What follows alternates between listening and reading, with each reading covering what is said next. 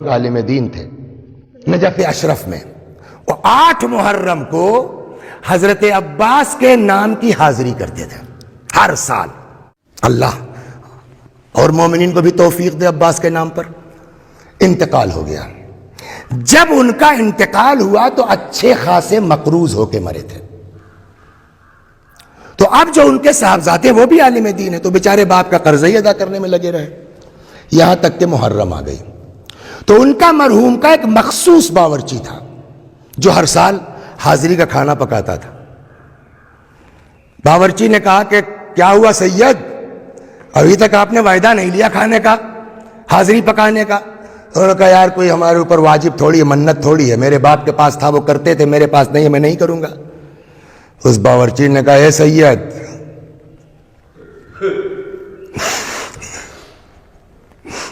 عباس کے لیے اپنا دل چھوٹا مت کرو۔ کل ایک دن بیوی نے ہمارے یہی کہہ دیا کہ کیا ہوا کچھ تیاری نہیں کر رہے ہو، اب کی حاضری نہیں ہوگی کیا؟ میں نے بیوی کو بھی یہی جواب دے دیا کہ بھائی ہمارے اوپر کوئی واجب تو ہے نہیں، کوئی منت تو ہے ہی نہیں، ابا کے پاس تھا وہ کرتے تھے، میرے پاس ہے میں نہیں کروں گا۔ بیوی نے بھی وہی جملہ کہا کہ عباس کے لیے دل چھوٹا مت کرو۔ ذہن میں آیا کہ بیوی کا یہ نظریہ، ایک عام آدمی جاہل باورچی، اس کا یہ نظریہ عباس کے تئیں، تم امامہ لگا کر کے اتنا ڈرے ہوئے ہو۔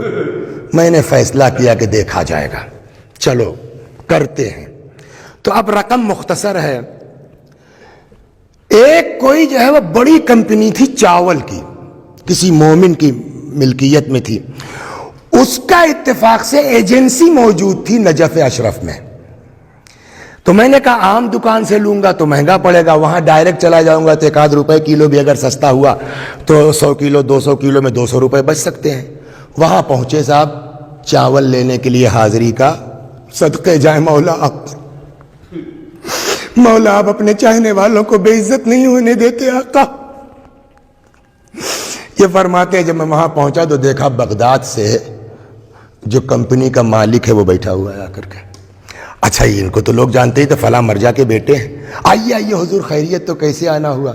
کہا بھائی وہ 8 محرم کو حاضری ہوتی ہے جناب عباس کی، تو وہ سوچا کہ عام دکان سے لیں گے تو فرق ہوگا، یہاں سے 1 روپے سستا پڑے گا۔ کہا بہت اچھا کیا، آپ آگے کتنا چاہیے؟ 4 کنٹل بتا دیا انہوں نے۔ اس نے بلایا اپنے اس کو مینیجر کا، رجسٹر لاؤ اور 4 کنٹل چاول جناب عباس کے نام لکھ دو، مولانا کے یہاں بھیج دو۔ گئے تھے 2 روپے سستے کے چکر میں معاملہ تھا، جناب عباس نے پورا چاول بھیج دیا۔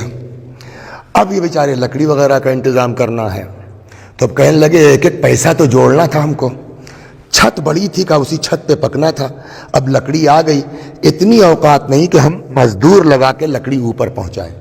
تو اپنا جو ہے وہ ابا کبا اتار کے اور خود ہی جو ہے وہ باپ بیٹے مل کے لکڑی چھت پہ پہنچا رہے تھے کہ بھائی 2 روپے بچ جائیں گے مزدوری کے۔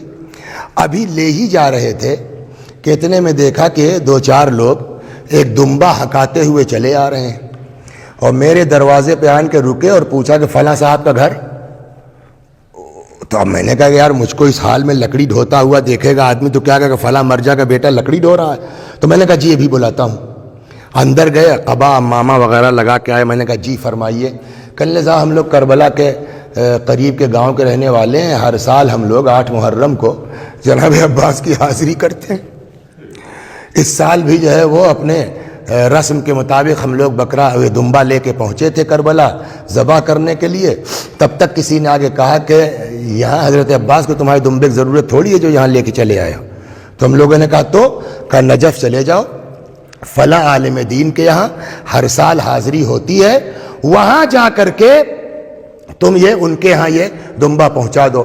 دو صاحب ان لوگوں کہنے کے مطابق ہم لے کر کے یہاں آ گئے ہیں۔ تو میں نے کہا اللہ تیرا شکر ہے۔ اتنے میں ان سبوں نے جیب سے ایک لفافہ بھی نکالا، کہ صاحب یہ کیا ہے؟ کہ ارے صاحب کچھ مسالہ لگے گا، کچھ باورچی کو دیں گے آپ، خرچہ بھی تو ہے، یہ لفافہ رکھ لیجئے۔ کہنے لگے صاحب وہ سب دے کے چلے گئے، مجھ سے برداشت نہیں ہوا، میں وہیں کھڑا ہو کر کے میں نے کربلا کا رخ کیا، میں نے کہا صدقے جاؤں یا مولا یا ابو الفضل۔ اور یہ سارا منظر وہ ہمارا باورچی جو تھا وہ سارا منظر دیکھ رہا تھا۔ کہنے لگا سید ابھی تک تو یہ ارادہ تھا کہ حالات ٹھیک نہیں ہے، تو مولا کے نام پہ میں پکوائی نہیں لوں گا اس سال. لیکن اب جب مولا ہی نے سارا انتظام کر دیا ہے، حضرت ابوالفضل عباس باب الحوائج، حاجتوں کا دروازہ ہے.